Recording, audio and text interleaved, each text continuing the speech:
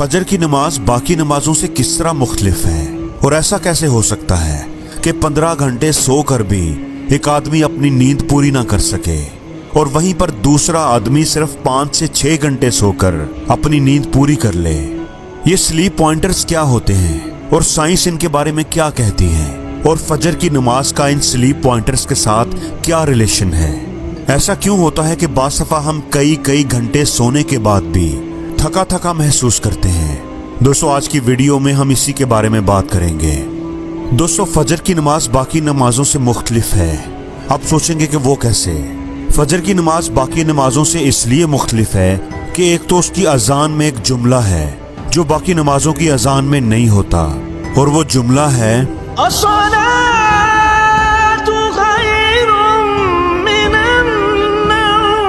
जिसका मतलब है कि नमाज नींद से बेहतर है। दोस्तों आप जानकर हैरान होंगे कि इस एक जुमले के अंदर जो हिकमत छुपी हुई है आज के दौर में साइंस ने उसकी तस्दीक की है। इस एक जुमले के अंदर बड़े मजे की साइंस छुपी है।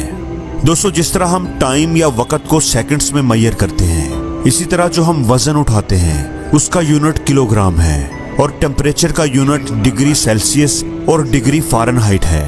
बिल्कुल इसी तरह इंसान की नींद को मैयर करने का भी एक तरीका है और नींद के यूनिट को हम स्लीप पॉइंटर्स कहते हैं। याद रहे ये नींद की तबई या फिजिकल मिकदार नहीं है बल्कि ये स्लीप पॉइंटर्स नींद की क्वालिटी को जाहिर करते हैं जो एक बॉडी को सेहतमंद, तंदुरुस्त और एक्टिव रहने के लिए ज़रूरी है। तो मेडिकल साइंस जो है ना, ये नींद को घंटों के हिसाब से नहीं बल्कि पॉइंटर्स के हिसाब से मैयर करती है। मेडिकल साइंस के मुताबिक एक नॉर्मल बॉडी को 24 घंटों में 9 स्लीप पॉइंटर्स की ज़रूरत होती है।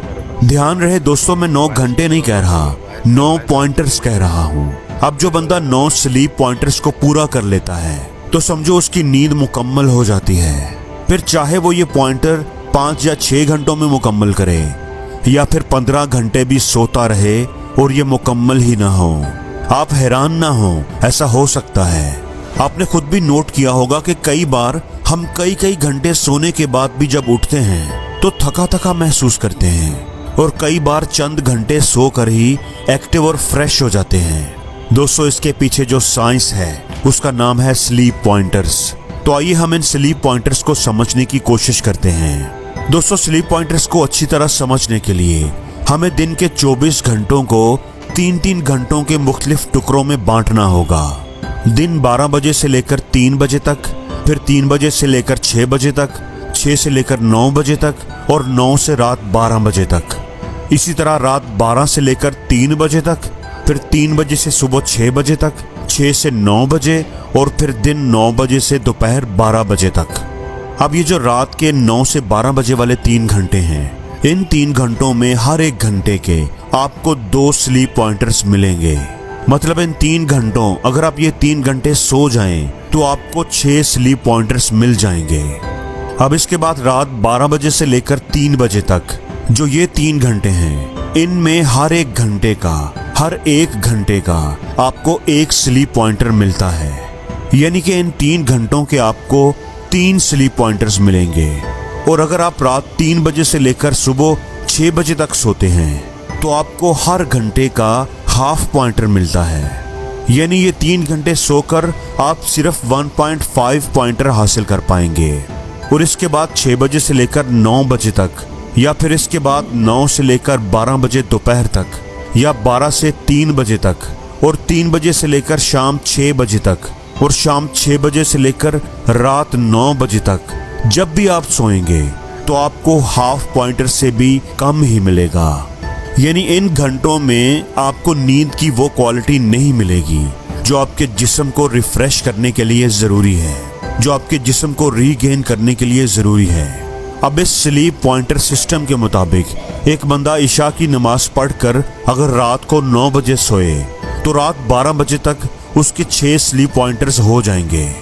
और अगर वो मज़ीद 3 घंटे सोया रहे यानी 12 बजे से लेकर रात के 3 बजे तक तो इसको 3 स्लीप पॉइंटर्स और मिलेंगे और इसके 9 स्लीप पॉइंटर्स मुकम्मल हो जाएंगे। सिर्फ 6 घंटे सोने से इसके जिस्म को एक मुकम्मल नींद मिल गई।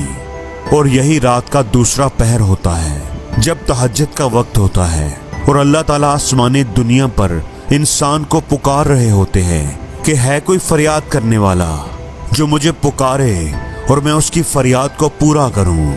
लेकिन दोस्तों, हम लोग क्या करते हैं? हम तो इसके उलट ही करते हैं। हम रात के 12-1 बजे तक आराम से जागते रहते हैं, टीवी या मोबाइल देखते हैं या बाजारों में घूमते रहते हैं, और जब सुबह होने लगती है तो हमें नींद